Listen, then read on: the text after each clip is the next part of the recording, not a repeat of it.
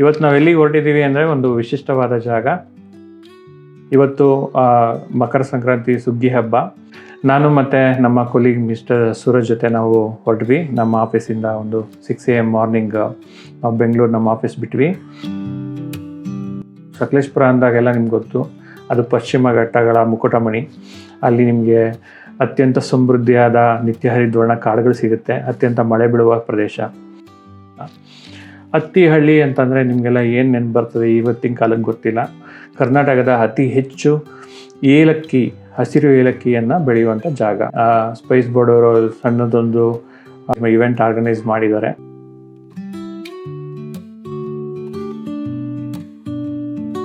ಜನ ರೈತರುಗಳನ್ನ ಸೇರಿಸಿದ್ದಾರೆ.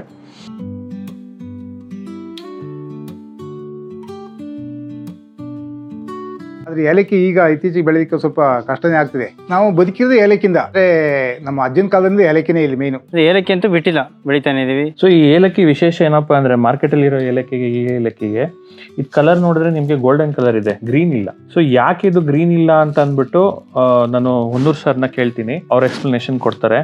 ಬಿಸಿಲಿನಲ್ಲಿ ಒಣಗಿಸೋದ್ರಿಂದ ಇದು ಒಂದು ಯೆಲ್ಲೋ ಗೋಲ್ಡ್ ಆಗಿ ದೊರೀತದೆ. ಮತ್ತು ಇದರಲ್ಲಿ ಯಾಕಂದರೆ ಬೆಳೆದಿರ್ತಕ್ಕಂಥ ಬೀಜಗಳು ಕೂಡ ಸಂಪೂರ್ಣವಾಗಿ ಬಲಿತಿರ್ತವೆ.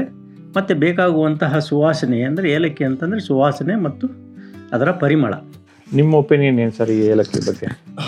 ಏಲಕ್ಕಿ ಬಂದು ರೈಪನ್ ಆಗ್ತಾ ಏನಾಗುತ್ತೆ, ಅದರ ಒಂದು ಗ್ರೀನ್ ಪಿಗ್ಮೆಂಟೇಷನ್ನ ಕಳ್ಕೊಂಡು ಅದು ಯೆಲ್ಲೋ ಕಲರ್ ಟರ್ನ್ ಆಗುತ್ತೆ.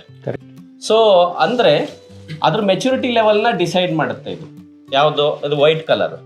ಅದೇ ನೀವು ಗ್ರೀನ್ ಕಲರ್ ಏಲಕ್ಕಿನ ನೋಡಿದಾಗ ಅದು ಗ್ರೀನ್ ಕಲರ್ ರಿಟೆನ್ಷನ್ಗೋಸ್ಕರ ಇಮ್ಮೆಚ್ಯೂರ್ ಏಲಕ್ಕಿನ ಅವರು ಹಾರ್ವೆಸ್ಟ್ ಮಾಡಿ ಅದನ್ನು ಡ್ರೈ ಮಾಡಿದಾಗ ನಿಮಗೆ ಜಾಸ್ತಿ ಗ್ರೀನ್ ಕಲರ್ ಉಳ್ಕೊಳ್ತದೆ.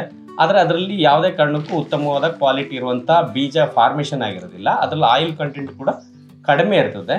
ಫೈನಲ್ ಆಗಿ ಹೇಳ್ಬೋದು, ವೈಟ್ ಕಾರ್ಡಮಮ್ ಎಲ್ಲ ರೀತಿಯಲ್ಲೂ ಬೆಸ್ಟೇ ಇರ್ತದೆ ನೀವು ಗ್ರೀನ್ ಕಾರ್ಡಮಮ್ಗೆ ಹೋಲಿಕೆ ಮಾಡಿದ್ರೆ. ಹಸಿ ಕಾಯಿ ಇರಬೇಕಾದ್ರೆ ಅದನ್ನೇ ಕಿತ್ತುಬಿಟ್ಟು ಡ್ರೈ ಮಾಡಿರುವಂಥ ಗ್ರೀನ್ ಕಾರ್ಡಮಮ್ ಬೇಕಾ, ಅಥವಾ ಈ ರೀತಿ ಸಾವಯವ ರೈತರು ಬೆಳೆದಿರುವಂಥದ್ದು ಏನು ನಮ್ಮ ಗೋಲ್ಡನ್ ಕಲರ್ ವೈಟ್ ಕಲರ್ ಇದೆ, ಮತ್ತು ಇದು ಕಂಪ್ಲೀಟ್ಲಿ ರೈಫನ್ ಆಗಿರೋದ್ರಿಂದ ಆ ಕಾಯಿನ ಕಿತ್ತು ಅದನ್ನು ಸೋಲರ್ ಡ್ರೈ ಮಾಡಿ ಪ್ಯಾಕ್ ಮಾಡಿರುವಂಥದ್ದು, ಈ ಕಾರ್ಡಮಮ್ ಬೇಕಾ? ಈ ಚಾಯ್ಸಸ್ ನಿಮ್ಮದು. ಇದನ್ನು ನಿಮ್ಮ ಮುಂದೆ ತಂದಿಡುವಂಥ ಪ್ರಯತ್ನ ನಮ್ಮದು. Thank you.